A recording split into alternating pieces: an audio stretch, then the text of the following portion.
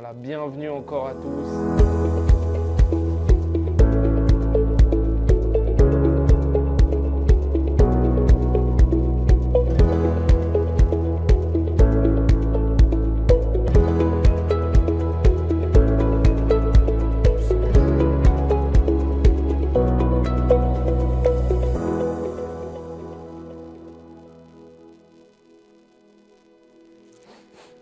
Bonjour, bonjour à tous, bienvenue pasteur, bonjour à tous ceux qui sont connectés, bienvenue aux églises d'Allemagne, de Luxembourg, de Belgique, de France. On croit vraiment que c'est un programme qui fédère voilà, tout autour de nous et c'est grâce à vous et grâce au Seigneur surtout. Donc, bonjour pasteur. Bonjour, ça fait longtemps, ça fait un bail. Moi, ça fait longtemps que j'étais plus là, effectivement. Oui, ça fait longtemps, ça va content de te revoir. Moi aussi, j'ai un peu la pression honnêtement, mais ça va aller. Que c'est une bonne pression alors. Une bonne pression. En tout cas, on rend grâce à Dieu. Vraiment, chers auditeurs, là vous êtes connectés, comme l'a dit Antoine, vous êtes la bonne personne, vous êtes les bienvenus. Et n'oubliez pas de partager ce lien, parce que c'est un moment de se retrouver autour du Seigneur, pour parler de la parole de Dieu. Et le Seigneur a une parole à nous donner. Et la nouvelle thématique que nous allons aborder aujourd'hui, ça va te challenger. Voilà. Amen. Voilà. Et on rend grâce à Dieu. Par la grâce de Dieu, on va sortir de ce moment richement béni. Amen. Parce que nous tous, on est concernés par le sujet qu'on va aborder aujourd'hui. Amen, amen. Voilà. Amen. Ok. On prie, pasteur? Oui, on y va. Ouais, tu le fais ou je le fais? Moi, je vous laisse payer. Ok. Seigneur, nous voulons te dire merci. Merci pour ta grâce, merci pour ce moment. Merci pour, Seigneur, pour les paroles que tu nous donnes chaque jour sur ce plateau, sur cette chaîne, dans les profondeurs de sa parole. Seigneur, c'est toi qui as initié ce projet et nous voyons véritablement ta main nous conduire dans tes profondeurs. Seigneur, dans la révélation de ta parole, qui donne la sagesse aux simples et qui nous éclaire. Seigneur, merci parce que tu illumines les yeux de nos cœurs. Seigneur, tu nous montres la voie que nous devons suivre. Seigneur, au travers de ce programme, Seigneur, tu nous amènes dans les pâturages vertueux. Seigneur, tu enlèves les limitations. Seigneur, tu enlèves les préjugés. Et Seigneur, tu nous donnes la parole qui est enrichissante, qui est bénissante. Seigneur, tu l'as déjà fait et nous avons encore foi que ce soir, tu vas encore le faire par le Saint-Esprit. Car c'est le Saint-Esprit, l'Esprit de vérité, qui nous conduit encore dans toute la vérité. Et comme tu l'as dit la fois dernière, dans la vérité concernant le péché, la justice et le jugement. Seigneur, donne-nous le discernement. Donne-nous la grâce de pouvoir juger, d'avoir l'esprit de sagesse, d'avoir l'esprit d'intelligence. Seigneur, donne-nous la grâce de pouvoir comprendre la justice. Seigneur, donne-nous la grâce de savoir nous orienter. Seigneur, de ne pas rester, Seigneur, une vie qui ne produit pas, une vie qui n'avance pas, mais que nous soyons éclairés par la lumière de ta parole. Alors, glorieux Saint-Esprit, nous te recommandons ce moment. Prends le contrôle, conduis nos pas, guide-nous, Seigneur. Nous prions pour tous les bien-aimés qui sont encore dans les transports en commun, qu'ils soient connectés, qu'ils reçoivent le dépôt de ta part ce soir au nom de Jésus. Et car toute la gloire soit rendue à notre Seigneur Jésus-Christ. Amen. Amen. Amen. Merci, pasteur. Amen. Amen. Même les amens, je peux savoir c'est qui. Hein? C'est terrible. Hein? Oh là là. Ah oui. Ok. On rend grâce à Dieu. Donc, vas-y Antoine. Ok, donc aujourd'hui, le Seigneur nous a conduits donc, après la Pâque sur un passage que je pense beaucoup connaissent, qui est très profond. En vérité, c'est deux passages au sein d'un même chapitre. C'est au 1 Corinthiens 15, le verset 20 à 21. Et dans ce même chapitre, 1 Corinthiens 15, du verset 45 à 48. Voilà. Donc, si certains savent déjà de quel passage, mettez-le dans le chat. Hein. Mais on passe à la lecture, pasteur. Oui, vas-y. Ok, donc je commence avec donc 1 Corinthiens 15, versets 20 et 21. C'est quelle version? Moi, c'est Summer, je crois. La version Summer. Oui. Moi, c'est la version avec laquelle j'aime beaucoup travailler. Ah, ok. Moi, j'ai la version Lu Second. Si quelqu'un peut nous avoir la version parole vivant ou parole de vie pour donner. Parole de vie. Ok, très bien. Ok, super. Merci Ok. Nelly. Donc, je passe à la lecture à partir donc du verset 20 et ensuite on lit le verset 45. Ok. C'est ça? 45 et pour À descendre 48. au 48, oui, oui. Mais maintenant, Christ est ressuscité des morts. Il est les prémices de ceux qui sont morts. Car, puisque la mort est venue par un homme, c'est aussi par un homme qu'est venue la résurrection des morts. Donc ça, c'est le verset 20 et 21. Mhm. Et on a une petite C'est approfondissement. possible de lire aussi le 22. Oui, bien sûr. Alors, donc, et comme tous meurent en Adam, de même aussi tous revivront en Christ. Ok. Donc, ensuite, on a un petit approfondissement au verset 45 à 48. C'est pourquoi il est écrit, le premier homme Adam devint une âme vivante. Le dernier Adam est devenu un esprit vivifiant. Mais ce qui est spirituel n'est pas le premier. Le premier homme tiré de la terre est terrestre. Le second homme est du ciel. Tel est le terrestre, tels sont aussi les terrestres. Tel est le céleste, tels sont aussi les célestes. Amen. Amen. On peut avoir la version parole vivante, la part de Nelly. Mais en réalité, le Christ s'est réveillé du milieu des morts.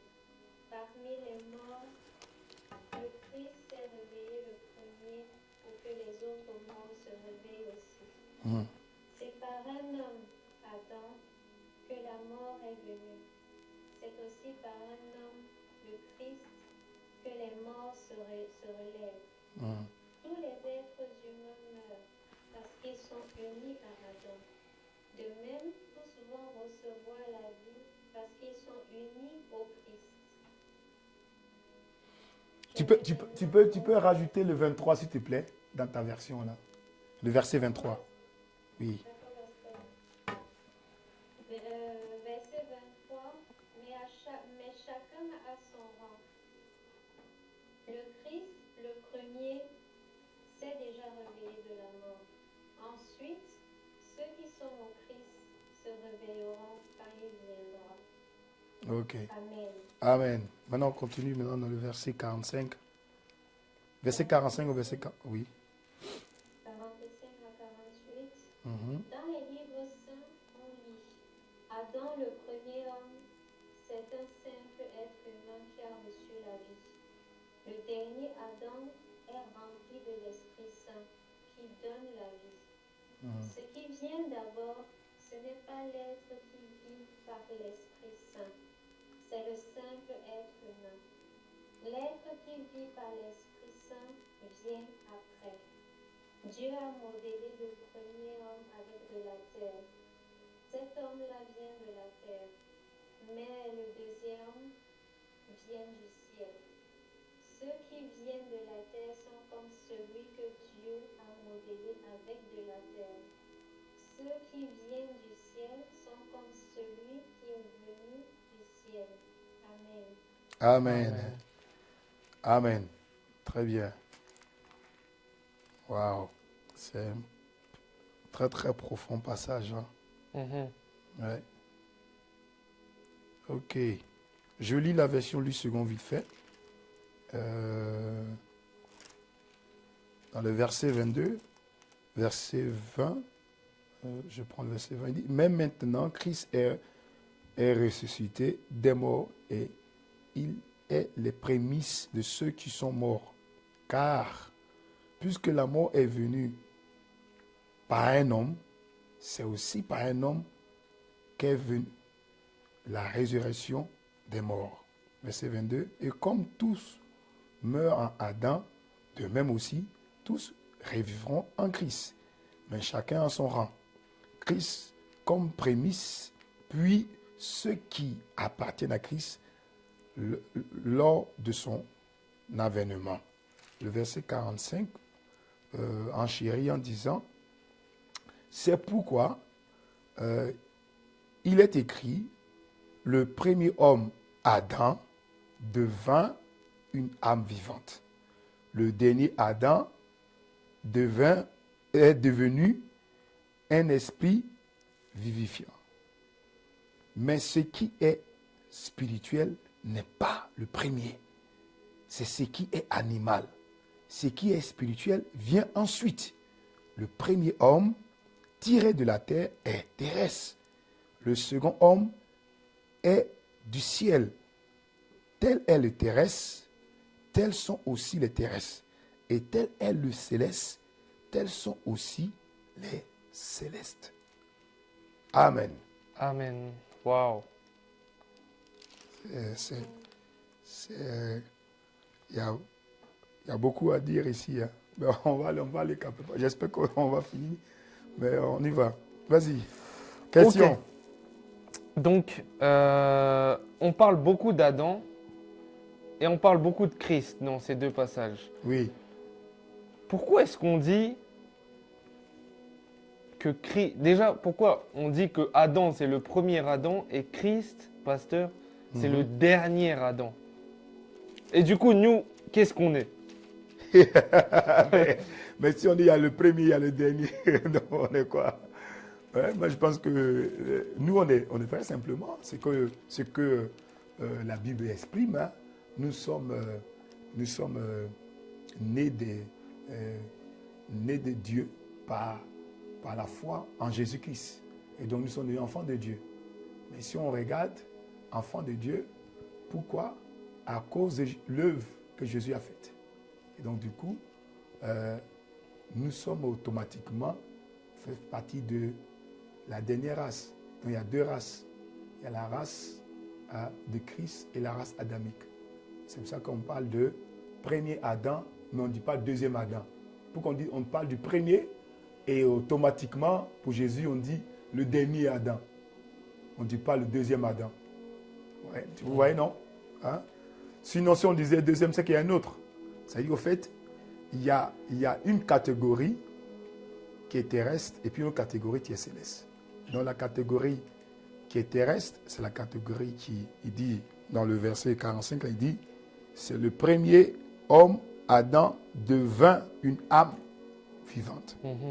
Et le dernier est devenu un esprit vivifiant.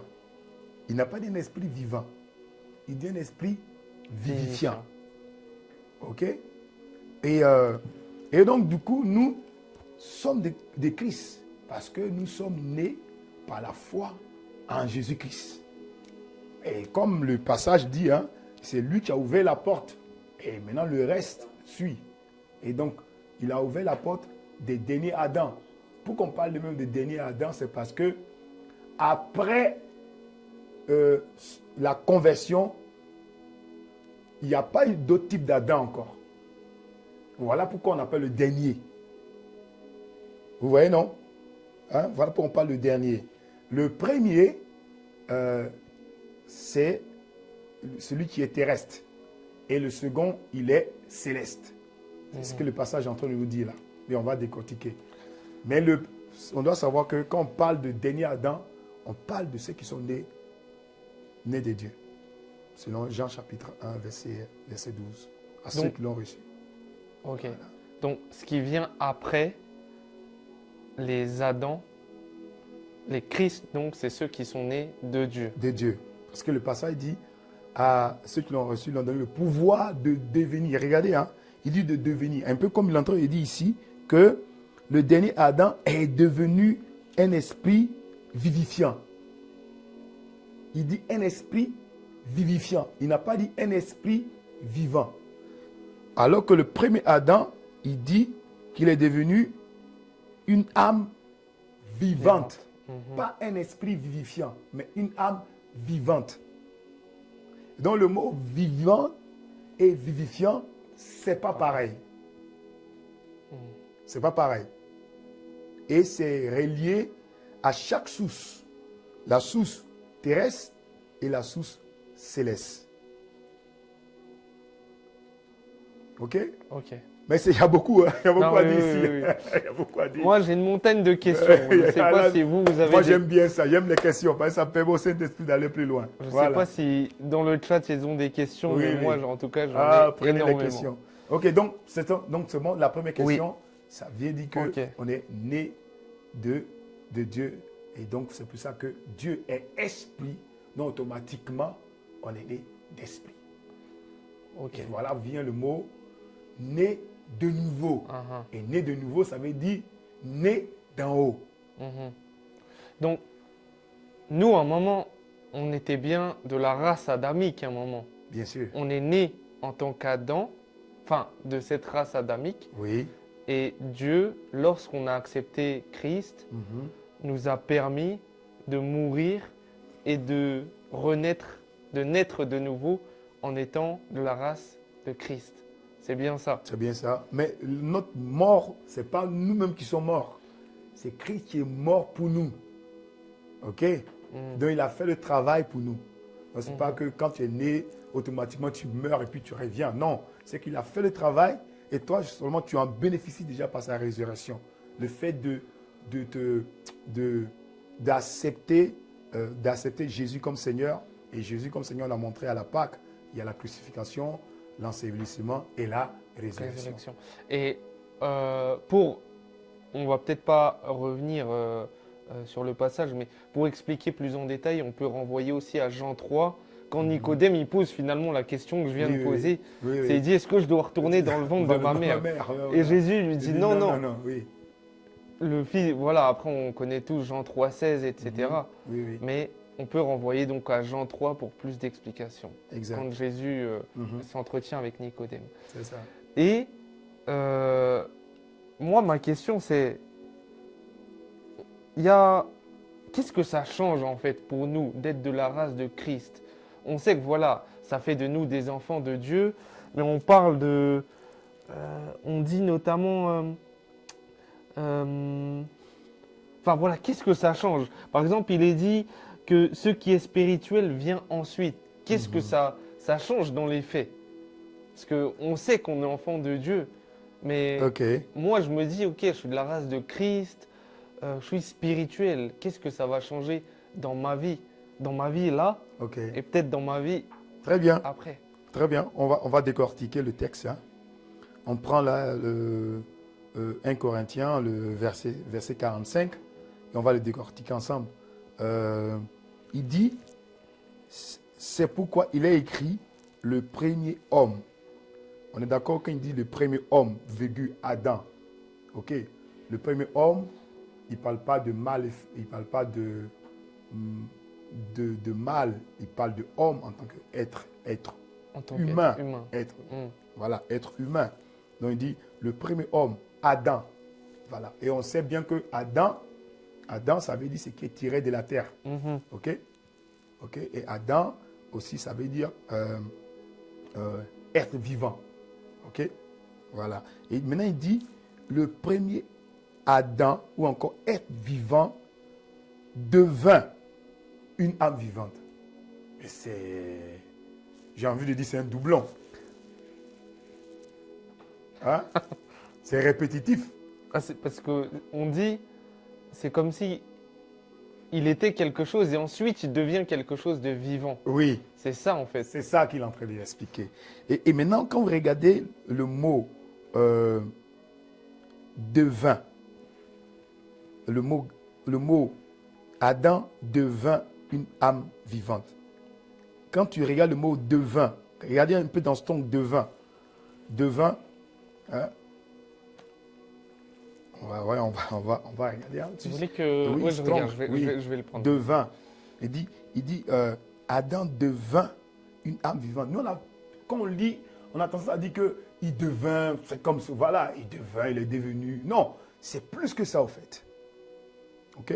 Donc, si on a Strong, si quelqu'un a ça sur le net aussi, peut le lire avant qu'on le trouve ici, pour gagner du temps.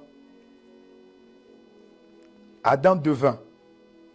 Et la même chose aussi, le dernier Adam est devenu. Donc, on veut comprendre le mot devenir. C'est quoi? Il devint. Alors, 15... Strong. Ouais, il est là. Comme sur le Verset Nouveau Testament, 40. on prend en grec. Devin, qui signifie donc ginomai, Oui, ginomai. ça veut dire venir dans l'existence, commencer à être. Regardez le mot. Il dit venir en existence. Commencer à être. Commencer à être.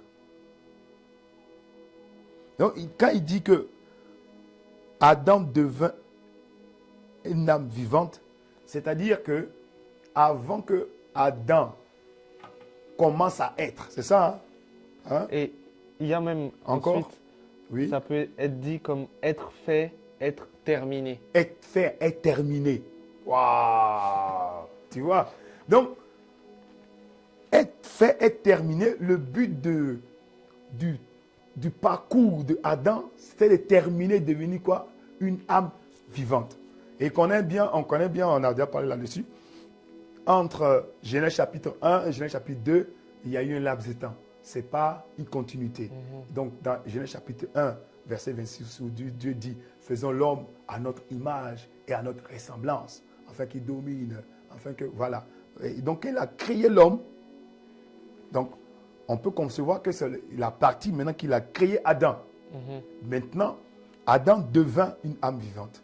Donc, c'est l'objet, le but, La finalité. la finalité, le produit fini, c'est de devenir une âme vivante. Vous voyez, non?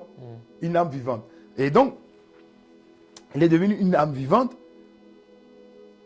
Et on voit maintenant la vie qu'il a menée. OK? Donc, c'est pour cela que vous voyez que le texte dit, un peu plus bas, verset 46, mais ce qui est spirituel n'est pas premier. On a comme l'impression que Dieu n'a pas été pris en surprise. Vous voyez, non? On a comme l'impression que ce qu'Adam est devenu, c'est ce qu'il est devenu et il ne pouvait pas être mieux que ça. Et parce que le texte nous dit, Adam, le dernier Adam, est devenu un esprit vivifiant, mais ce qui est spirituel, alors qu'on sait que c'est du spirituel naît le naturel. OK? Et maintenant, il dit, ce qui est spirituel, j'ai envie de dire, ce qui est le plus important, ce qui est la source, n'est pas le premier. Il dit, ce qui est spirituel n'est pas le premier, mais c'est ce qui est animal. Et point virgule, ce qui est spirituel vient ensuite. Donc on a l'impression de voir comme avant la lumière vient l'ombre. Et que Adam était l'ombre et Christ était le véritable. Et quand tu regardes un peu le jeu qui a été fait avec le fait que Adam a péché, le diable a sauté sur l'opportunité de voir que Adam était dans le jardin, il a séduit Adam. Bon, il n'a pas vraiment séduit, Adam a désobéi, c'est Ève qui a été séduit et qu'ils ont mangé de la connaissance du bien et du mal. Et par la suite, lui qui croyait qu'il avait pris possession, je parle là du camp des ténèbres, je parle là du diable, et que Jésus vient et Jésus maintenant remet l'ordre. Donc, on a tendance à comprendre que Dieu avait déjà prévu la solution avant que le problème arrive. Et voilà pourquoi il y a plusieurs textes qui disent que l'agneau de Dieu a été immolé avant la fondation du monde. L'agneau de Dieu a été immolé avant la fondation du monde. L'agneau de Dieu a été immolé avant la fondation du monde. Ça veut dire que avant même que... Et là, quand tu regardes avant la fondation du monde, ça ne parle pas de le même texte de Romains chapitre 12, nous qu'on ne veut pas aussi être présent. Mais non. Ça parle du commencement, avant que le monde soit créé, avant que les choses soient formées.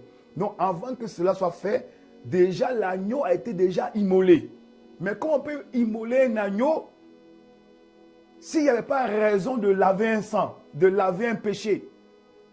Comment on peut déjà verser le sang ou avoir prévu le sang qui est déjà versé s'il n'y a pas eu déjà prédilection qu'il aura un péché. Vous voyez, non?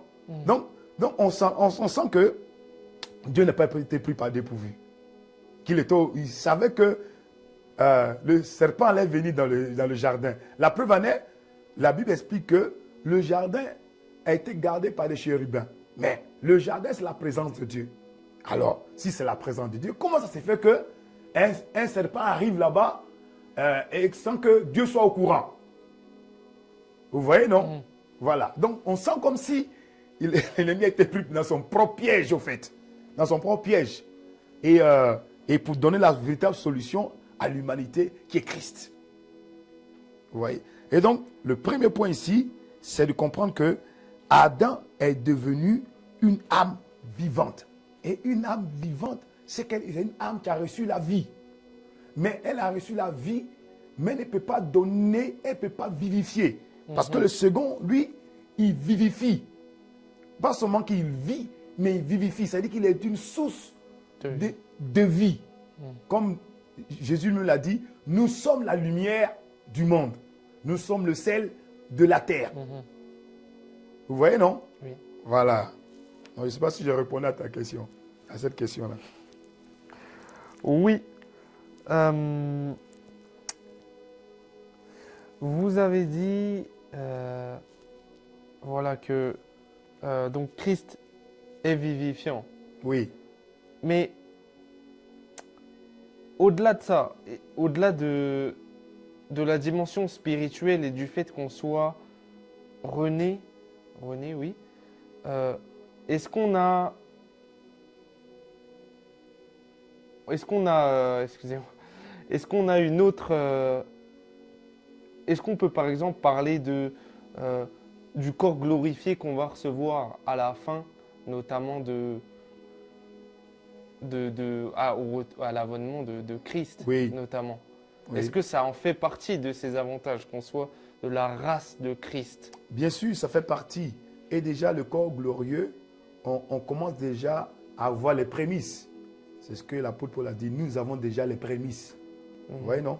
Et donc, ce corps glorieux, on l'aura après on rend corruptible, on reçoit un corps non corruptible et on sera glorifié après. Mais ça, c'est lorsque le Seigneur viendra. Vous voyez, non? Mais pour répondre aussi à ta question que tu disais de manière pragmatique, qu'est-ce que ça signifie pour nous actuellement, le fait qu'on soit fait partie de la race de Christ ou du dernier Adam? Hein, qu'est-ce que ça fait partie pour nous?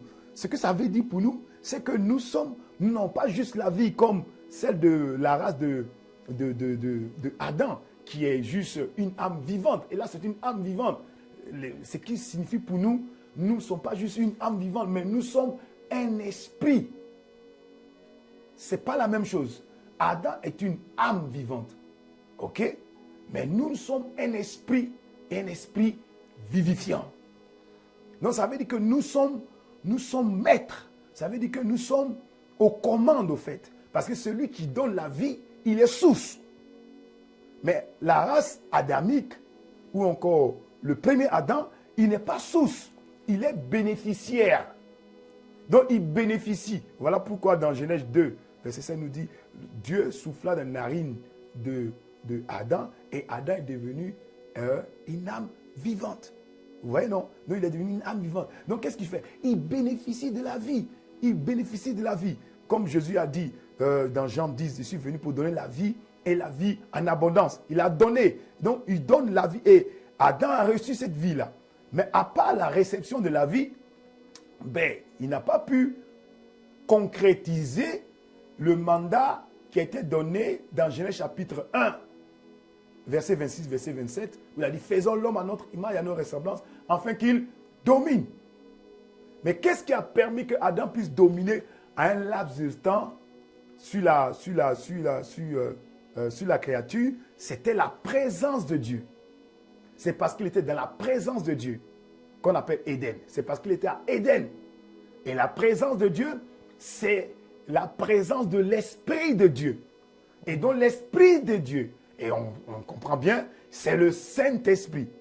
C'est la présence du Saint-Esprit qui l'amenait à faire comme s'il était un dernier Adam. Est-ce que vous me suivez? Oui. C'est ce que lui, il n'a pas compris.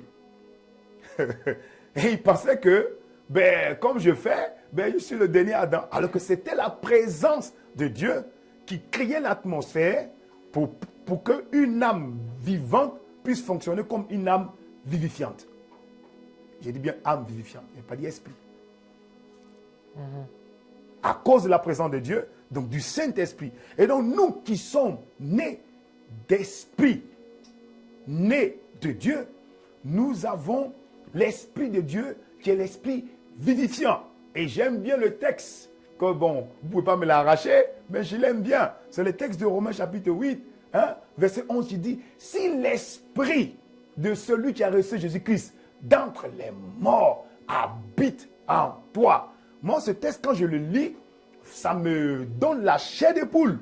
Parce qu'il ne dit pas si une portion du Saint-Esprit habite en toi. Il n'a pas dit si le souffle du Saint-Esprit habite en toi. Il n'a pas dit si une copie du Saint-Esprit habite en toi. Il dit si l'Esprit de celui qui a resté Jésus-Christ d'entre les morts habite en toi. Qu'est-ce qu'il est en train de nous dire?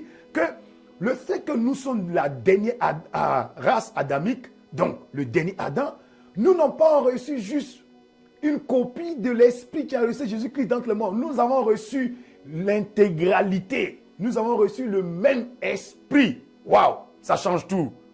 Voilà pourquoi nous sommes devenus un esprit vivifiant.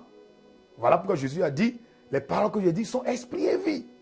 Et il a dit à ses disciples, ce que vous m'avez vu faire, vous allez faire de grandes choses encore, car je vais vers le Père. Waouh. Et donc, ça change toute la donne. Et c'est pour ça qu'un chrétien doit être fier de ce privilège de devenir enfant de Dieu. C'est le plus beau cadeau. Ah, j'attends pas les amens. C'est le plus beau cadeau qui peut arriver à un être humain, que Dieu peut donner à un être humain.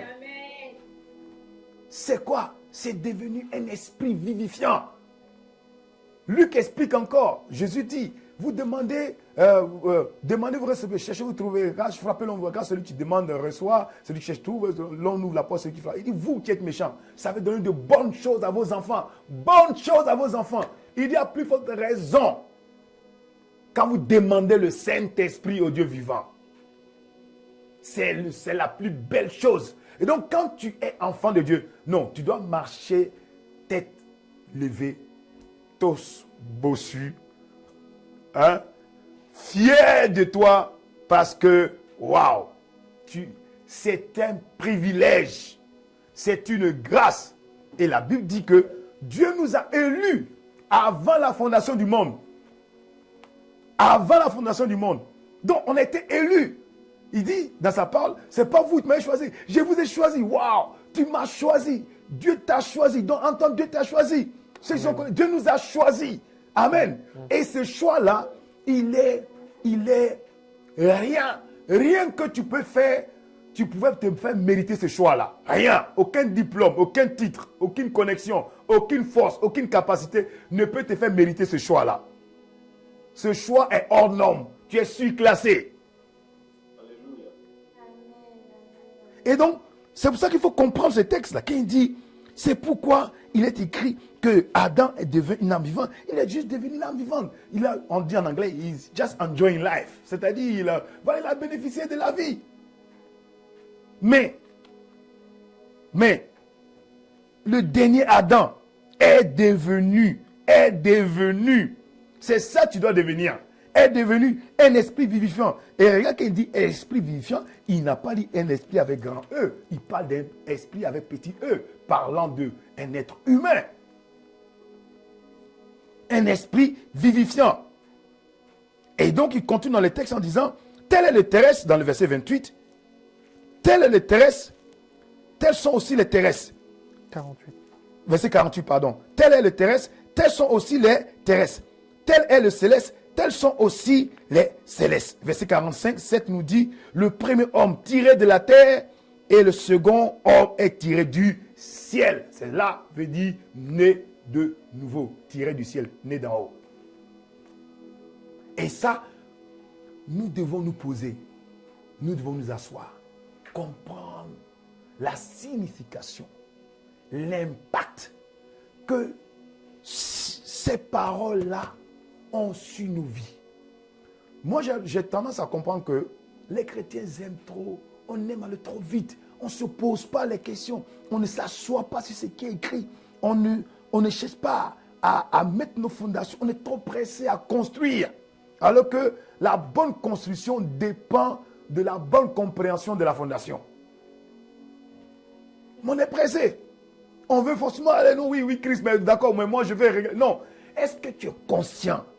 Est-ce que tu es conscient? Là, je parle à tout. Est-ce que tu es conscient que tu es devenu? Il n'a pas dit tu deviendras. C'est pas moi qui le dis, hein? C'est le texte, non? Hein? Pasteur, dans les faits, on nous dit donc le second homme est du ciel. Oui. Donc nous, on est du ciel. Oh yes! Là, tu t'as dit ça avec assurance. Moi, je suis du ciel. Mais est-ce que vous pouvez détailler un petit peu plus? Qu'est-ce que ça implique? Qu'est-ce que ça implique dans les faits, dans les détails? Faits, ça implique quoi? Quand tu es du ciel, ça veut dire que, les lois terrestres n'ont pas de domination sur toi. Ok? Parce que tu es du ciel. Et donc, Éphésiens nous dit ici, hein, nous l'a dit que Christ est au-dessus de toute domination, de toute autorité, de toute principauté, de tout. Et il a tout mis sous nos pieds. Et il est assis à la droite du Père. Et nous sommes assis à la droite en lui, en Dieu. Donc, quand tu es du ciel, ça veut dire quoi? Ça veut dire qu'il n'y a aucune domination, aucune principauté, rien ne peut te stopper. Pourquoi? Parce que tu es né d'en haut. Né d'en haut, c'est ça, tu es né de Dieu. Donc tu es né d'en haut, tu es né de nouveau. Et de deux, ça veut dire que ton habitation n'est pas terrestre, ton habitation est céleste. Ok? C'est-à-dire? Mais ton corps, il est terrestre, mais ton toi, le véritable, ce n'est pas ton corps. Le véritable, c'est l'esprit. C'est toi l'esprit. Tu es un esprit, tu habites dans un corps et tu possèdes une âme. Ok? Mais donc, ça veut dire ton esprit, l'habitation, c'est-à-dire son origine n'est plus terrestre. Son origine est céleste. Et donc maintenant, tu es céleste, tu n'es pas terrestre. C'est ce qui est merveilleux. Tu étais, avant que tu sois né de nouveau, tu étais terrestre. Tout était terrestre en toi. Hein? Et puis, tu acceptes Jésus. Automatiquement, tu acceptes Jésus. Tu n'es plus terrestre, tu es céleste. Le texte le dit. Tu es céleste. Donc, quand tu es céleste, tu es la race supérieure. Et la race supérieure a le dessus sur tout ce qui est inférieur. Et donc, quand tu es céleste, troisième chose, ça veut dire quoi? Tes pensées doivent être célestes. Tes pensées doivent être des choses d'en haut. Je ne sais pas quel passage il dit. Il dit d'affectionner les choses d'en haut. Colossiens 3, très bien. Et donc, nos pensées doivent être d'en haut. Et ça, c'est le vrai challenge des chrétiens. Tu es céleste, mais tout ton désir, c'est les choses d'en bas. C'est les choses d'en bas. Donc, il y a incompatibilité. Il y a problème. Et qu'est-ce qui se passe? Tu es en train de tirer l'aile céleste que tu es vers le bas. Tu es en train de le tirer vers le bas. Et donc, comme tu le tires vers le bas, il n'arrive pas à fonctionner proprement étant assis à la droite du Père. Parce que tous tes désirs sont terrestres. Voilà pourquoi il dit affectionne les choses d'en haut. Pas ceux de ce qui est terrestre. Affectionne les choses d'en haut. Tu vis sur la terre, oui, mais ce qui est important pour toi, ce qui est primordial pour toi, c'est les choses d'en haut. C'est les choses de Dieu. C'est connaître Dieu. Et les choses d'en haut, c'est quoi? C'est pas de savoir compter toutes les étoiles qui sont dans les cieux, connaître les galaxies. Les choses d'en haut, c'est quoi? C'est Dieu. C'est Dieu. Affectionnez-vous des choses. Tu peux me lire le texte là, de Colossiens chapitre 3. On va aller là-bas. Hein? Parce que je le dis comme ça, je paraphrase là. Ouais, mais c'est bien d'aller dans les Écritures. Hein? Aïe, aïe, aïe, aïe, aïe, aïe. Regardez. Aïe, aïe, aïe, aïe, aïe, aïe, aïe, aïe, aïe, aïe. Oh, miséricorde.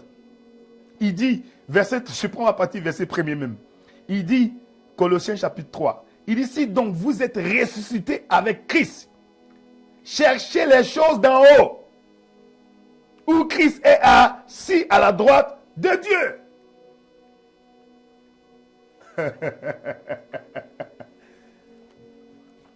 Donc, il dit, si donc vous êtes ressuscités avec Christ, cherchez, version semaine nous dit, affectionnez, cherchez les choses d'en haut, où Christ est assis. Et il précise, hein, il n'a pas dit chercher les choses d'en haut. Il pourrait dire, bon, chercher les choses d'en haut. Mais il dit où Christ est assis. À la droite de Dieu. Donc, cherche les choses où Christ est assis à la droite. Donc, c'est qui est assis à la droite? Donc, cherche les choses vers le trône. Les choses de Dieu, qui traient à Dieu, qui t'attirent vers Dieu, qui te montrent Dieu, qui t'approchent de Dieu, qui t'attachent à Dieu. C'est de ça qu'il parle. Et donc, il dit, et non à celles qui sont sur la terre, car vous êtes morts, et votre vie est cachée avec Christ en Dieu. Quand Christ, votre vie, paraîtra, alors vous paraîtrez aussi avec lui dans la gloire. Ah, merci Seigneur. Ok. Donc, de manière pragmatique, c'est ce que ça signifie. Ça signifie que quand tu es né de nouveau, tes aspirations ne sont plus les choses terrestres. Tes aspirations doivent être les choses célestes. Et les choses célestes, c'est Dieu. Tu dois chercher Dieu. Tu dois connaître Dieu. Tu dois aimer Dieu. Ta vie doit être conduite pour Dieu. Ta vie doit être faite pour plaire à Dieu. Ta vie doit être agréable à Dieu. Même tu vis dans la terre, tu vis sur terre, mais c'est pour être agréable à Dieu. Et toute action que tu poses, la motivation, c'est d'abord Dieu. Donc tu deviens comme un représentant de Dieu sur terre. Et tu fonctionnes par rapport à la manière que Dieu t'a inspiré de fonctionner pour le représenter. Voilà pourquoi, je crois 2 Corinthiens 5, verset 22, 5, verset 19, qui dit, nous faisons donc ambassadeurs, nous sommes ambassadeurs de Christ. Comme si c'était Dieu qui exhortait au travers de nous. Donc, tu es ambassadeur. C'est ce que ça veut dire. Donc, quand tu es né de nouveau, tu dois être conscient que tu es quoi? Ambassadeur. Tu es ambassadeur. Pas que tu deviens ambassadeur. Tu es ambassadeur. Automatiquement, tu es ambassadeur. Donc, tu es un représentant. Et je ne cesse de le dire. Quand on cherche Dieu, on ne doit pas dire où est Dieu. On doit dire, toi, tu es un représentant de Dieu. Tu parles comme Dieu. Tu te comportes comme Dieu. Pourquoi? Parce que tu as le caractère de Dieu. Et nous connaissons le caractère de Dieu. On ne va pas répartir encore là-bas. C'est Galates 5, verset 22. Voilà, le fruit de l'esprit. Que Jésus a répété encore dans Jean 15. Voilà, demeurez en moi, je demeurerai en vous, car sans moi, on ne peut pas porter de fruits. Et il parlait de fruits, demeurez en moi, demeurez dans ma parole. Et donc, la fierté qu'un chrétien doit avoir, c'est qu'il est un homme hors pair. Or, il n'est plus de la catégorie humaine, il est céleste. Et c'est pour ça que quand tu es conscient de ça, tu ne peux pas laisser la maladie avoir le dessus. On ne va pas dire que tu ne dois pas. Ça ne veut pas dire que tu ne vas pas mourir physiquement. Ben non. Mais ça ne veut pas dire que la maladie ne peut pas avoir le dessus. C'est-à-dire que tu es dans la lamentation entre le Seigneur. Oh, je suis malade. Non. Tu es dans la joie et la paix. Tu es dans la sérénité. C'est vrai que tu dois mourir. Tu dois mourir par accident. Tu dois mourir par ceci. Voilà, il faut bien qu'il y ait un élément pour te faire repartir. Voilà. OK. Et quand le corps, l'esprit dit, bon, c'est le moment pour partir, voilà. Et il y a une porte d'ouverture qui va s'écrier pour que tu puisses partir, effectivement. Mais tu ne peux pas avoir peur de la maladie. C'est ce que je vais dire. Tu ne peux pas avoir peur des choses terrestres alors que tu es céleste. Tu peux avoir peur de la mort. Pourquoi? Parce que celui qui est terrestre est déjà mort. C'est pour ça qu'un chrétien, normalement, ne doit pas avoir de problème pour mourir. Finalement, il doit même être heureux de mourir. Voilà, puisqu'il est déjà mort. Il est déjà mort. Quand on est mort, est-ce qu'on a peur de la mort? Et c'est ce que le texte nous dit ici, hein, dans de Colossiens. Là, hein. Il nous dit ici, il nous dit, hein, voilà, car vous êtes morts et votre vie est cachée avec Christ en Dieu. Quand Christ, votre vie, il dit quand Christ, votre vie, ça dit votre vie, c'est Christ. Quand Christ, votre vie, paraîtra, alors vous paraîtrez aussi. Donc pour paraître, c'est Christ qui apparaît. Quand Christ apparaît, ta vie aussi apparaît. Parce que c'est plus que toi qui vis, mais c'est la vie de Christ qui vit en toi. Donc tu ne vis pas pour toi-même. Donc c'est pas non, oui, Christ apparaît, mais moi. Non, il n'y a pas de moi. Il n'y a plus de moi. Quand tu es en Christ, que tu as compris ça, que tu es terrestre, tu n'es plus terrestre, que tu es céleste, et que céleste c'est Dieu, et la manifestation de Dieu, du visible, c'est Christ. Donc quand tu veux voir Dieu, ben c'est Christ. Parce que sur le trône, Dieu, il est esprit.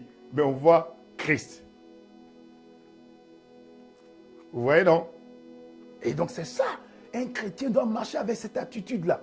Donc doit marcher avec le caractère de Dieu. Et je ne cesse de le dire, this is what you need to have. C'est ce que tu dois avoir avant tout le reste là. Et Matthieu 6 l'a expliqué. Cherchez premièrement le royaume de Dieu et sa justice. Et tout le reste vous sera donné par-dessus tout. C'est ça d'abord. C'est ça. Et c'est cette joie-là. Et que tu es déjà mort. Et que tu ne meurs pas une deuxième fois. Car celui qui est mort ne meurt pas encore. Et donc, je crois que c'était l'apôtre Paul qui il dit ici, vivre est une joie.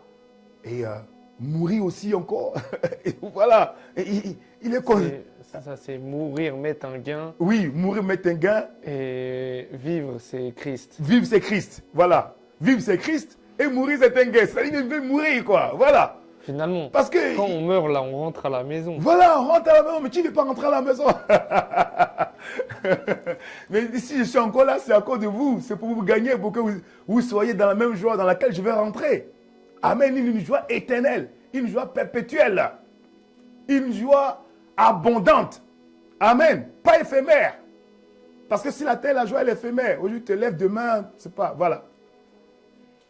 Amen.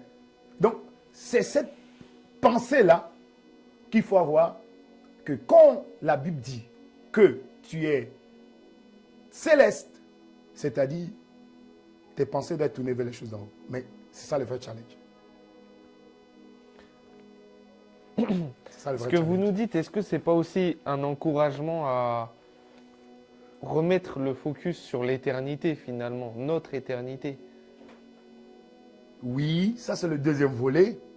Mais si on met juste le focus sur l'éternité aussi, parfois il y a les dérives. Ça dit quoi? Comme on vit que pour l'éternité, bon, ça ne sert à rien de vivre ici, ça ne sert à rien de régner sur la terre, ça ne sert à rien de pouvoir concrétiser des projets. Pourquoi? Parce qu'on a focus sur l'éternité. Non, non. Mais bon, je vais reformuler. Oui. C'est-à-dire, je voulais dire remettre le focus sur l'éternité. Oui. Plutôt garder à l'esprit que finalement ce qu'on fait, vous avez dit ce qu'on fait c'est pour Dieu, oui, mais aussi dans une perspective d'éternité toujours. Oui, oui. Voilà. Oui. C'est un peu ça finalement. Oui, c'est comme un investissement. Exactement. C'est une semence. Une semence. Voilà, c'est une semence dans laquelle il y aura au temps voulu par le Père le livre de souvenirs qui sera ouvert. Et puis, on va faire passer tous les œuvres de chacun par rapport à ce qu'il a donné, ce qu'il a fait. Tu vois, non? Ok. Vous voyez? Donc, c'est cette dimension-là que nous devons comprendre, nous devons marcher, quoi. Voilà. Affectionné. Affectionner. Affectionner. Pourquoi il faut garder, j'aime les lire, pourquoi il faut garder la tête, le regard, les pensées en haut? C'est pour ne pas tomber dans la tentation. C'est pour ne pas tomber en tentation. Parce que quand tu regardes en bas, qu'est-ce qui se passe? Tu regardes la terre. Et étant donné que la terre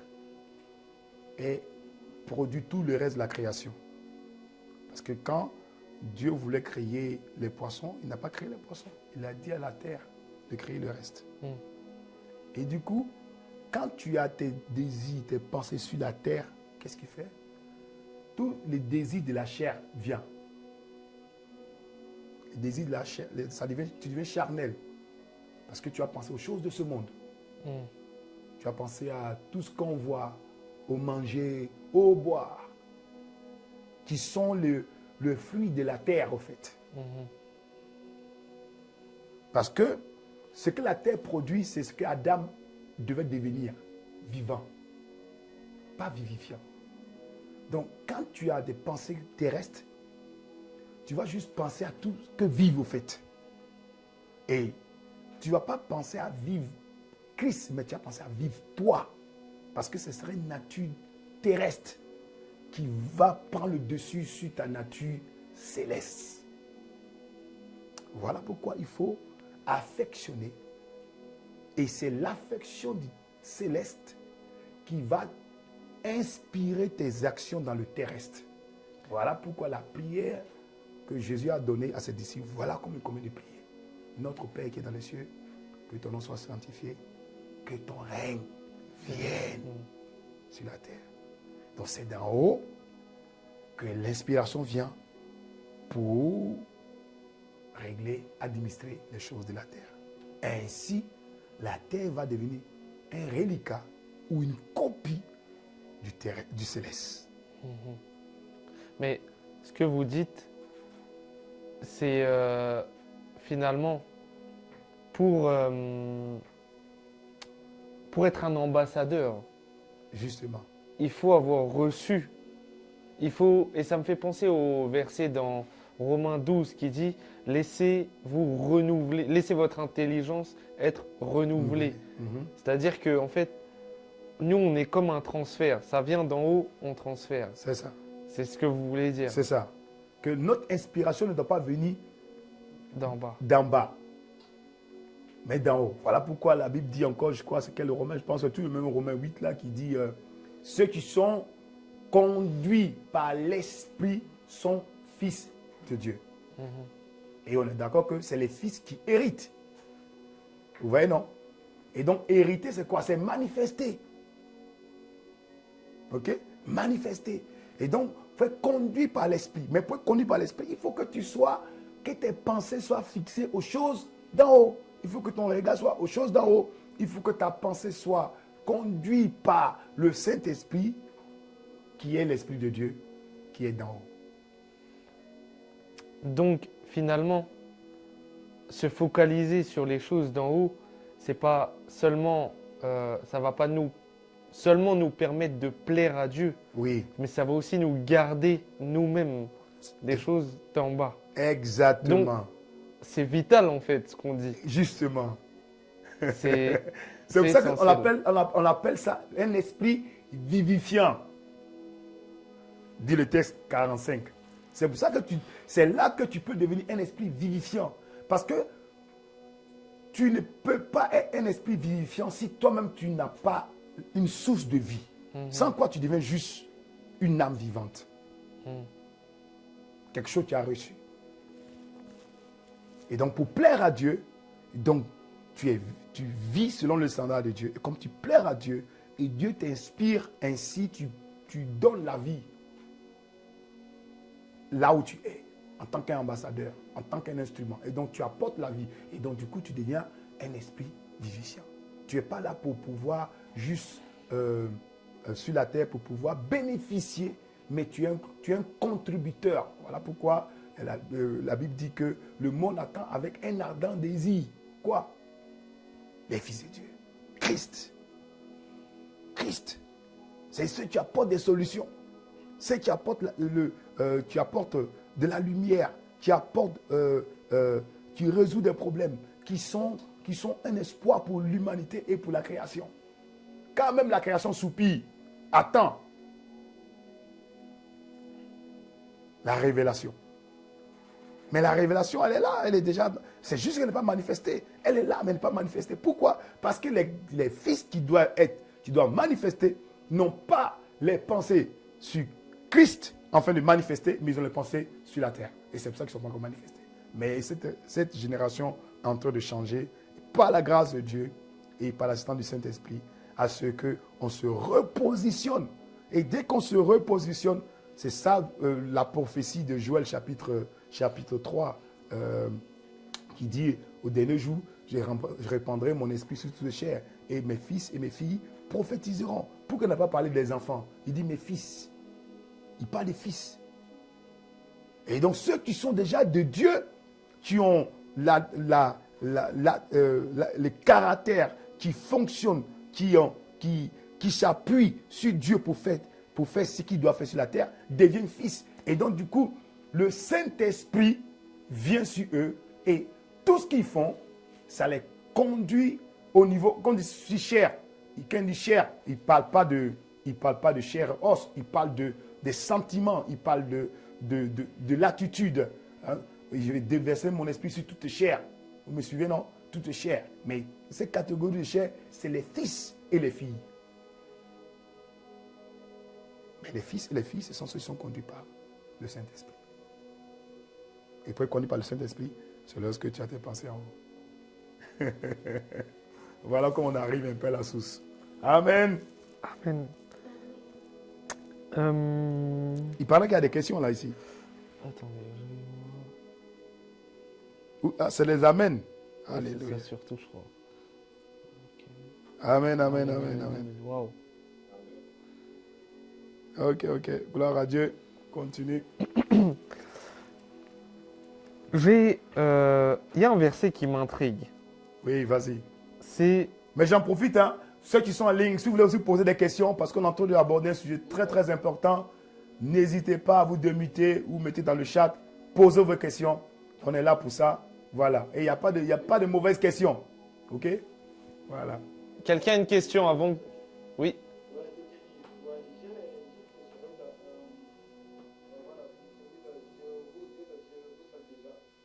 Oui, nous te saluons.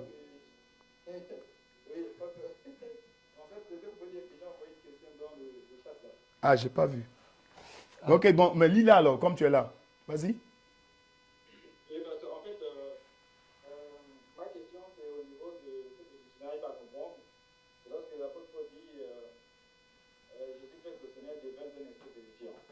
Maintenant, c'est au niveau des esprits vivifiants que je n'arrive pas à comprendre. Pourquoi? Parce que dans Luc 24, verset 39, il y a dit que le Seigneur dira voyez mes mains et mes pieds, servez-moi. Touchez-moi et voyez. Elle est très magnifique et haute comme vous voyez que j'ai. Donc ici, après la résurrection, le Seigneur montre qu'il n'était pas, on va dire, un esprit, mais il avait un corps de chair, d'os, de sang. Mais l'apôtre Paul nous dit qu'il devait être un esprit de vivifiant. Et comment est-ce que l'on pourrait comprendre ça? Voilà, c'est parce que avant de dire le verset de Luc 24, verset 39, je pourrais notamment me dire que tout pour Jésus, parce que Jésus au lieu d'être un corps puissant de la terre, il était plutôt en fait d'un esprit. Tandis que dans Luc 24, il montre qu'il n'est pas un esprit, mais qu'il est un homme, avec un corps de la chair et du sang. Mais ok, moi j'ai envie de te poser une question. C'est quoi un homme? C'est quoi un être humain? Donc, un être humain, il est composé d'âme, d'esprit et de corps. Eh bien voilà, autant tu as répondu à ta question. Regarde, Jésus, il parlait là d'un point. Verset 36, tandis qu'il parlait de la sorte lui-même, je parle de Luc 24, de lui-même, se présenta au milieu d'eux. Il leur dit, la paix soit avec vous. Saisis de frayeur et d'épouvante, il croyait voir un esprit. Donc, regarde bien le contexte que Jésus, dans lequel il est en train de parler. Ok? On parle là de Jésus qui est mort et qui est ressuscité et que les disciples sont choqués qu'ils ne croient pas. Et donc, il dit, voilà, regardez vous-même. Maintenant, il dit, pourquoi ils étaient, le passage nous dit dans le verset 37, saisis de frayeur et d'épouvante. Pourquoi ils étaient saisis de frayeur et d'épouvante? Parce que pour eux, ils croyaient voir un esprit, un fantôme, on va dire comme ça, un fantôme. Voilà. Ou donc l'âme de Jésus. Et donc, et c'est ça qu'ils disent maintenant. Jésus dit, mais il est dit, pourquoi êtes-vous troublés? Et pourquoi pareille pensée s'élève-t-elle de vos cœurs? Voyez mes mains, mes pieds. C'est bien moi. Pourquoi il dit c'est bien moi? Par rapport à la crucifixion. Donc, c'est bien moi qui a été crucifié, que vous avez vu crucifié là-bas, qui était mort et qui a été enseveli, mis dans le tombeau. C'est bien moi. Voyez mes mains, voyez mes pieds, c'est bien moi. Touche-moi. Et voyez un esprit. Est-ce que vous voyez là un esprit? Un esprit, on ne peut pas le toucher. Donc, c'était ça qu'il est en train de parler. Car un esprit n'a ni chair, ni eau, comme vous voyez que j'ai. Donc, ce n'est pas le même contexte. Il parle là pour les pouvoir leur montrer que je suis mort et ressuscité, je suis chair et os, mais la particularité avec la chair et os que Jésus avait, il pouvait traverser les murs. C'était justement le corps glorifié dont on a parlé voilà, tout à l'heure. C'est ça. C'était le corps glorifié. Tu peux toucher, tu peux palper, mais il peut traverser les murs. Il peut être là aujourd'hui, et puis à un instant T, il est de l'autre côté. Et c'est ce qu'on va voir notamment C'est ce qu'on va voir. Durant le millénium. Voilà, c'est ce qu'on va voir. OK? Et donc, du coup, ça ne change rien à la personnalité de la personne. Ça ne change rien à le fait que tu es un esprit vivifiant. OK? Ce n'est pas parce que ça veut dire que tu es un esprit vivifiant qu'on ne peut pas te toucher ni te palper. OK? Donc, parce que si je comprends bien, lorsque l'apôtre Paul dit que le premier homme devint une âme vivante, ça veut dire que ça dit que le premier homme avait un corps animal. Et que lorsque l'apôtre Paul dit le dernier Adam était un esprit vivant, donc cela veut dire que le dernier Adam avait un corps spirituel. Donc c'est ça. Donc, au fait, d'un même que tu le prends de manière naturelle, au fait. Tu le prends un peu terre à terre. Quand il dit que Adam est devenu âme vivante, est-ce qu'une âme vivante, toi, tu peux toucher ton âme? Non, non. Alors, pourquoi on a dit âme vivante? Bon, lorsqu'il dit, c'est parce qu'en fait, je veux simuler entre le dernier Adam et le premier Adam. Comprendre pourquoi ce qu'il dit, c'est le dernier Adam devient un esprit vivifiant. Oui. Qu'est-ce que le esprit vivifiant? Ouais, c'est ça. Mais je pense que j'ai répondu, hein. Esprit vivifiant, ouais, c'est ça. Oui, une âme vivante, j'ai dit que l'âme vivante, dans le premier point, l'âme, c'est une âme vivante, c'est-à-dire qu'elle ne peut pas se procurer de la vie. Elle a juste reçu de la vie. Et donc, j'ai expliqué qu'il y a deux types de création humaine que Dieu a fait. Il a fait le dernier et il a fait le premier. Et il envoie d'abord le premier d'abord. Et il envoie le premier. Et le premier, c'était, il a soufflé dans ses narines, dans le Genèse 2, 7, il est devenu une âme vivante. Mais par contre, le dernier Adam, il n'a pas soufflé dans ses narines. Il était déjà une âme vivante. Okay? Dans le dernier Adam, qui est la race de Christ, celle-là, c'est l'Esprit du Seigneur. Voilà pourquoi il est né pas d'un homme. Il est né d'un esprit qui est entré dans le ventre de Marie. Pourquoi? Parce qu'il avait besoin de la composante naturelle. qui est l'homme. Donc, souké, donc âme vivante, ok, qui est terrestre. Voilà. Donc, on peut le toucher, mais ça ne veut pas dire qu'il n'est pas esprit vivifiant. Voilà. Donc, un esprit vivifiant, c'est ce que c'est. Un esprit vivifiant, c'est ce qui apporte la vie. Un esprit vivifiant, c'est ce qui vient de Dieu, qui est né d'esprit. La preuve en est, c'est pour ça que Jésus, lorsqu'il est ressuscité, Marie voulait le toucher. Il a dit non, ne me touche pas, je ne suis pas encore monté vers le Père. Et il a dit, va dire aux disciples, trouvez-moi à Galilée là-bas. Mais vous pensez qu'il est allé se promener? Non, il est monté vers le Père d'abord. Il allait présenter le corps glorieux. Et il est redescendu. Voilà. Ok, très bien. Quelqu'un a une question? Ou peut-être dans le chat? Personne n'a de questions? On continue. On va atterrir. Il reste quelques minutes encore. On continue sur ce sujet? Oui, ou- oui, bien parce que sûr. là, je voulais faire un virage. Ok, vas-y, comme tu veux.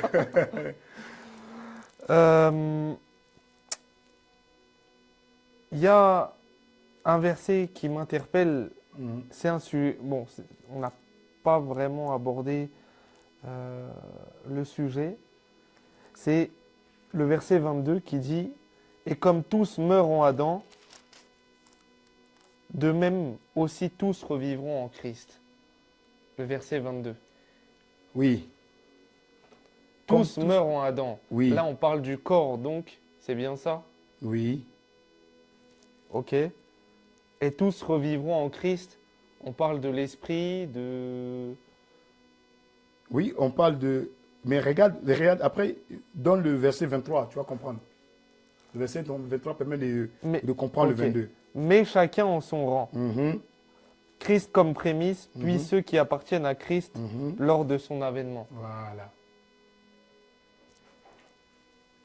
Donc là, on parle de la fin, la fin, c'est ça, de Oh. l'avènement de Christ. Voilà, il dit, comme tous sont morts, tous meurent en Christ, en Adam, de même aussi, tous revivront en Christ. Et donc, ça veut dire simplement que même si tu nais, tout être humain qui naît va mourir. Ou encore, j'aime dire, doit mourir. Et cette mort-là, c'est une mort adamique. Mais, dans le verset 18, 23, qui dit, mais à chacun son rang. C'est ça qui fait la différence. Christ comme prémisse pour ceux qui appartiennent à Christ. Donc, si quelqu'un meurt, nous tous, on meurt en Adam, donc c'est la partie adamique, donc la partie terre. Ça part, on l'ensevelit, etc. OK? Mais tous vivons à une condition, tous revivons en Christ à une condition par rapport à leur appartenance à Christ. C'est ce que c'est en train de dire. Donc, le tous, c'est pour tout le monde, comme un peu le quiconque. Crois en lui, mais il faut croire en lui. Voilà. Et donc, le tous, c'est aussi libéré pour tout le monde, de la même manière que tous meurent aussi.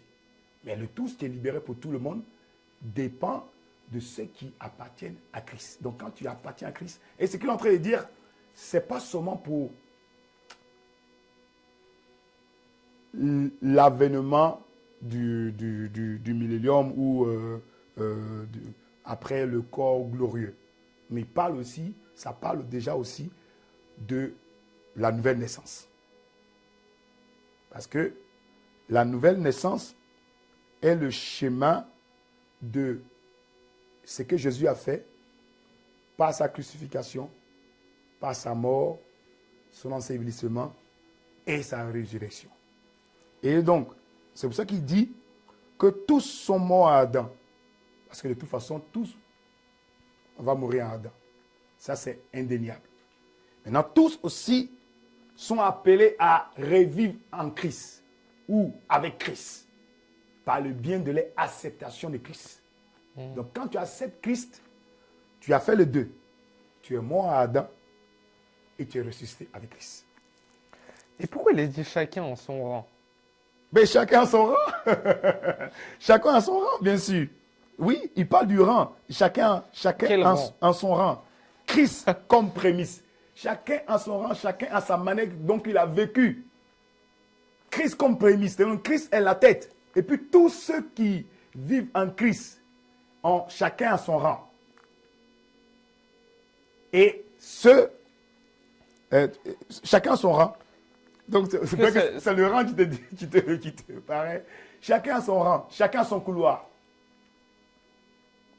Chacun a son couloir. Donc tout le monde ressuscite, mais Chacun a son rang, mais oui, c'est- chacun va faire par rapport à la grâce qu'il a reçue et par rapport à ce qu'il a manifesté avec la grâce qu'il a reçue d'avoir été sauvé, né de nouveau d'en haut. Voilà pourquoi, au dernier jour, comme tu veux aborder ce point, ce n'est pas les Adam les Adamites qui vont être jugés, c'est ceux qui ont reçu Christ qui vont être jugés. Parce que quelqu'un qui n'a pas reçu, ben, il est déjà condamné d'office. On n'a pas besoin de le juger. Mais ceux qui seront jugés, c'est ceux qui ont reçu. Et donc, on va appeler pour dire, tu as reçu Christ. Qu'as-tu fait de ce que je t'ai donné? Et là, tu as dit, ben voilà, j'étais au Luxembourg, j'étais en Allemagne, il y a eu ça, oui, non, rejeté. Ouais, bon, j'avais fait ceci. Ah, je me rappelle, j'avais évangélisé une âme. Non, ça ne compte pas. Tu n'as pas fait ça. Chacun selon son rang. Et donc, c'est ce que j'ai dit au début, il y aura un livre de souvenirs. C'est ça, une sémence. Et donc, tout ce que tu fais est une sémence. Parce que à ceux qui ont beaucoup reçu, on les demandera aussi beaucoup. Et donc, comme je l'ai dit au départ de cette session, que le fait de devenir enfant de Dieu, on a beaucoup reçu parce qu'on est surclassé. On est surclassé. Et quelqu'un qui est surclassé, un homme qui prend un avion qui est surclassé, il est dans un haut standing, on demande de lui une certaine attitude. On ne peut pas admettre, comprendre que quelqu'un qui en première classe se comporte comme quelqu'un qui n'est pas là à l'école. Quelqu'un qui met du désordre. Voilà. Parce qu'il a beaucoup reçu. Mais on peut comprendre quelqu'un qui n'a jamais pris l'avion se comporte un peu bizarrement. Voilà. On va dire c'est normal, il n'est pas habitué. Mais quelqu'un qui a l'habitude de prendre l'avion, qui est en première classe. Voilà. Il doit être un modèle, il doit être un exemple. Et donc, c'est ceux-là qui vont être jugés. Et voilà. Donc, c'est nous, on va juger. C'est nous, on sera jugés. D'abord. Et c'est ça, chacun selon son rang. Chacun selon la mesure pour laquelle il était appelé. Car la Bible dit que nous avons été appelés pour les bonnes choses que Dieu a préparées d'avance afin que nous puissions les pratiquer. Donc, les choses que tu pratiques, c'est ce que Dieu a préparé d'avance. Et donc, après, tu vas rendre compte de ce que tu as fait, de la grâce que tu as reçue, de ce que tu as fait, du Saint-Esprit que tu as reçu, de ce que tu as fait, de l'amour de Dieu que tu as reçu. Parce que la Bible dit, le texte encore de Romains, vers la fin, le 35, qui nous séparera de l'amour de Dieu? Qui nous séparera? Ce seraient les tribulations, les hauteurs, les largeurs, rien. Rien ne peut nous séparer. Maintenant, si toi, après que Dieu dit, rien ne peut te séparer de l'amour de Dieu qu'il a manifesté pour toi, et toi, au dernier jour, tu viens dire non, Seigneur, au fait, je n'ai pas pu continuer. Oh, c'était à cause du travail. Je me suis dit que tu ne m'aimais plus. Non, c'était à cause de ceci. Il va dire non, ça ne compte pas. Parce que j'ai dit que rien ne peut me séparer de toi. Parce que tu as beaucoup reçu. Pour que quelqu'un ne peut pas se séparer d'une personne, c'est que l'amour que la personne a donné est sans limite. Il n'y a pas de limite. Intarissable, inépuisable. Donc tu ne peux pas dire que Dieu a épuisé sa grâce et que Dieu ne peut plus te répondre. Ce n'est pas possible. Quel que soit le nombre de péchés, quel que soit le nombre de fautes, la Bible dit 7 fois le juste tombe, 7 fois le juste se relève. Pourquoi il dit 7 fois? Parce que 7 fois, c'est le chiffre de la totalité. Voilà pourquoi il dit ça. Donc, ça s'appelle 7 fois. Donc, la 8e fois, si le juste tombe, non, Dieu ne va pas le... Non, c'est pas ce qu'il veut dire. Voilà. Donc, à chaque fois, donc, avec autant de grâce que tu as reçues, tu n'as pas le droit d'échouer. Tu n'as pas le droit. Tu n'as pas le droit de dire que non, ma vie est misérable. Tu n'as pas le droit. Tu as trop reçu. Tu as beaucoup reçu. Tu as énormément reçu. Tu as tout pour réussir. Parce que tu as reçu celui qui est la réussite. Appelé le glorieux Saint-Esprit, qui est le consolateur ou encore de l'autre nature de Christ. Et tout a été créé par lui. Car rien n'a été créé sans Jésus-Christ. Il est la parole faite chair. Donc si tu as celui qui a tout créé, que rien n'a été créé sans lui, comment peux-tu dire que tu as échoué? Comment? Expliquez-moi. Comment? Tu as beaucoup reçu, donc on va beaucoup demander. Voilà. C'est pour ça qu'il faut avoir le mindset. Il ne faut pas laisser le découragement. L'ennemi qui veut te dire, hein, tu n'arriveras pas. Finalement, Dieu t'a laissé tomber. Tu as vu, tu as fait tellement de fautes, tu as fait tellement de gaffes. Finalement, Dieu ne va pas te récupérer parce que tu es irrécupérable. Non, regarde comment avec tout ce que Dieu t'a fait, et tu allais tomber dans telle situation, tu allais te retrouver dans telle situation, il n'y a plus d'espoir. Regarde comment tu as échoué là-bas. Non, même tout ça, c'est vrai, mais c'est possible. Car tout est possible à celui qui croit en celui qui est le Créateur.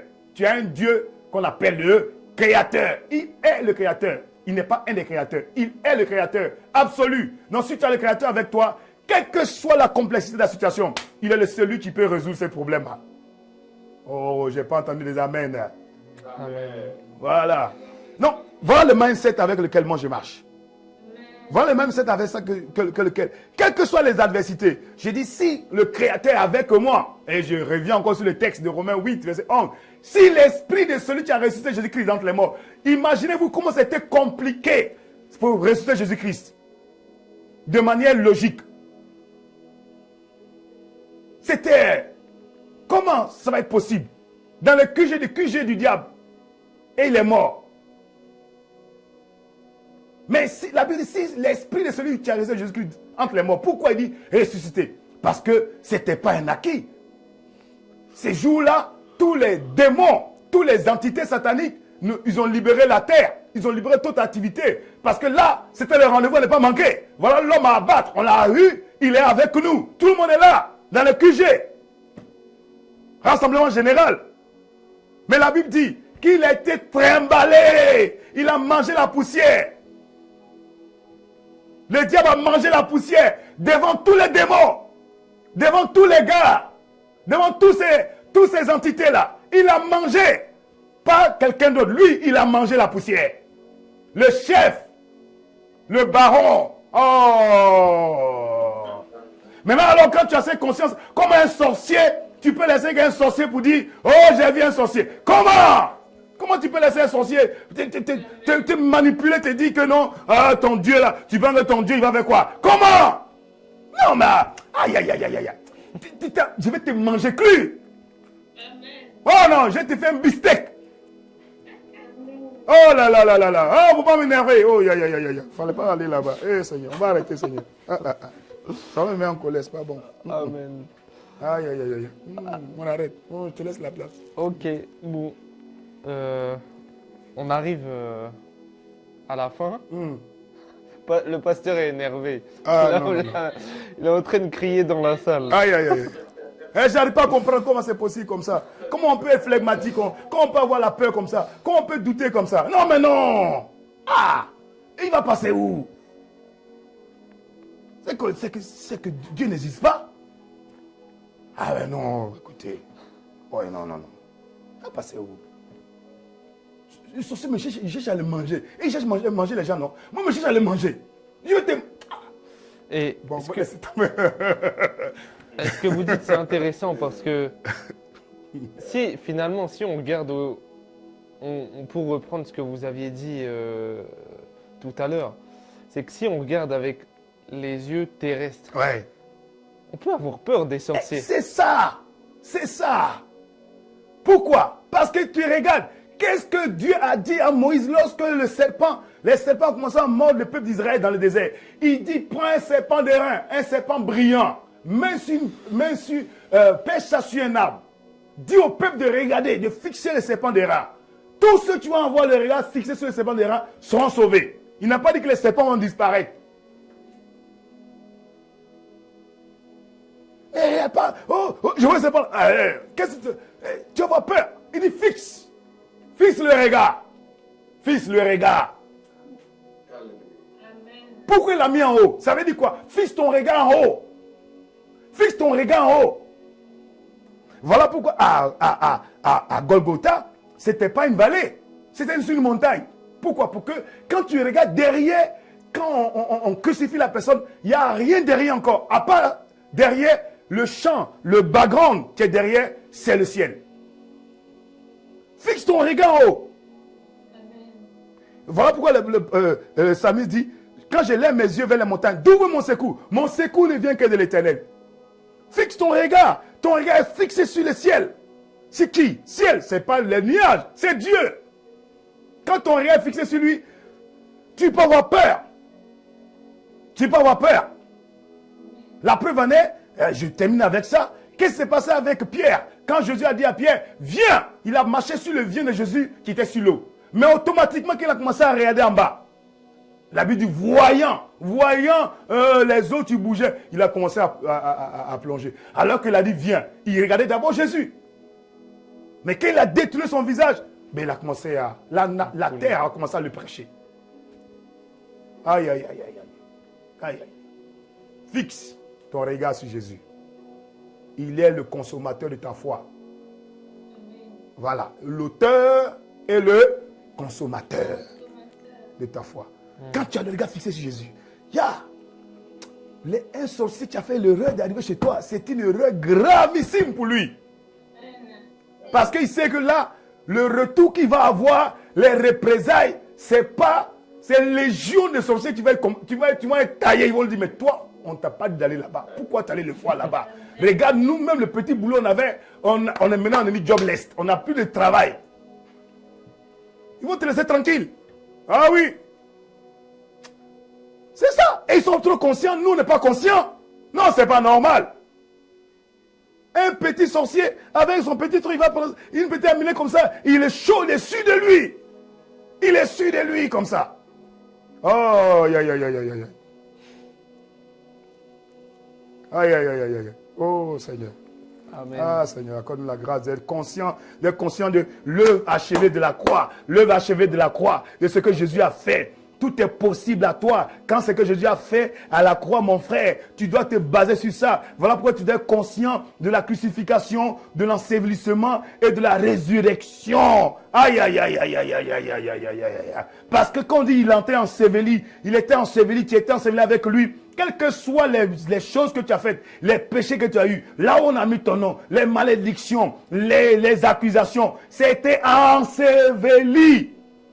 C'était enseveli. C'est-à-dire c'est enterré. C'est-à-dire c'est enterré. C'est enterré. Et maintenant, tu ressors de nouveau. Comment? Bring new. New. New Antoine. Amen. Voilà. Tu ressors new. Tu es nouveau. On dit non, yeah. Non, ça c'était Adam. Moi, je suis Christ. Amen. Amen. Amen.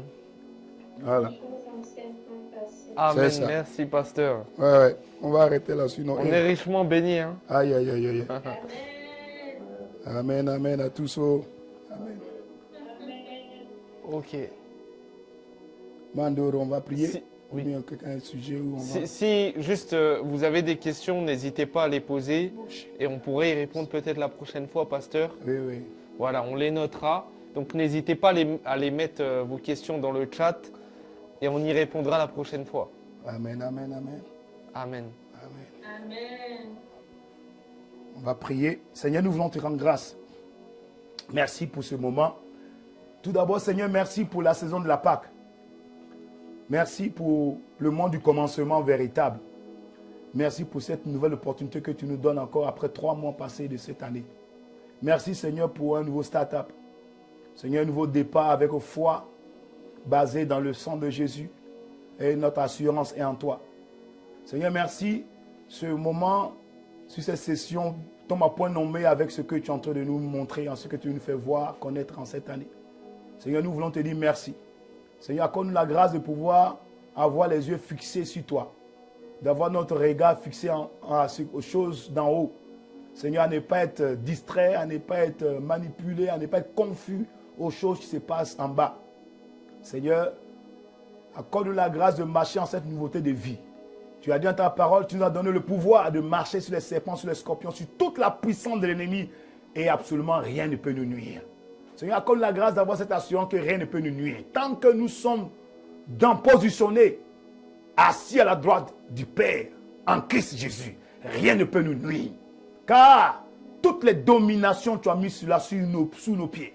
Accorde la grâce de marcher, Seigneur, en dominant, en régnant, en manifestant, Seigneur, ta force, ta puissance, ton règne dans tous les aspects, les sphères, les domaines dans lesquels tu nous as placés.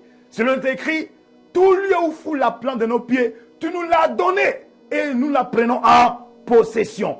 Accorde à mon frère, à ma soeur, la grâce de comprendre ces versets bibliques et de les matérialiser dans sa vie, dans son quotidien, dans le nom de Jésus.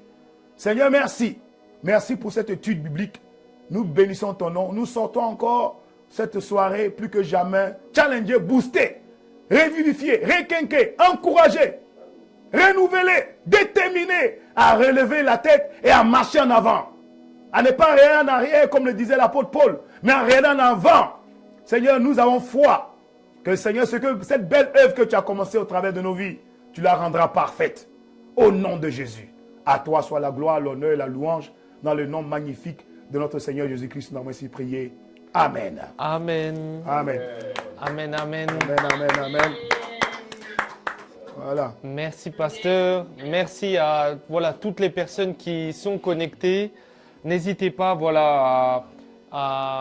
quand ça sortira sur YouTube, le partager au milieu, dans vos groupes, dans vos milieux, etc. À revisionner aussi et à vous abonner naturellement à la chaîne d'ICC Luxembourg sur YouTube. Je fais aussi un rappel, on a à la fin de ce mois le programme l'Urban Gospel Festival, donc c'est le samedi 27 avril. Sur la place de l'Hôtel de Ville à Esch-sur-Alzette. C'est ça. Voilà. Donc, n'hésitez pas à vous abonner aussi à la page de l'Urban Gospel Festival sur Instagram, à partager les publications. C'est important. C'est un outil pour nous d'évangélisation et par lequel Dieu veut passer aussi pour faire du bien. Voilà. Au peuple et surtout pour lancer un réveil au grand Dieu Luxembourg. Exactement. Voilà. Les Amen. ténèbres vont reculer au nom de Jésus. Amen. Voilà. Amen. Donc, samedi 27 avril, place de l'Hôtel de Ville. Partagez les publications Instagram. Il y a une page Instagram Urban Gospel Festival qui a été lancée. Pour ceux qui ne savent pas, qui peuvent s'abonner, qui peuvent partager les publications. N'hésitez pas. Et voilà, ça fait partie... ça fait partie des sémences. Voilà. Qui seront enregistrés dans le livre des souvenirs. Voilà. Amen. Amen, amen. Amen. Ok, en tout cas, merci à tous de vous être connectés aux bien-aimés du Luxembourg, d'Allemagne, de France, de Belgique et d'ailleurs. Merci à tous. On se retrouve la semaine prochaine. La semaine passe à grâce. À la même 19h. Voilà. Donc portez-vous bien tout le monde et bonne semaine à vous. Bonne semaine à tous. Hein. Soyez bénis. On est ensemble. On gagne ensemble. Nous vous aimons de l'amour du Seigneur. Hein. Voilà. Amen. Peace. Amen. Soyez bénis. God bless you. Amen. Voilà. Bonne soirée. À la semaine prochaine. Passe à grâce.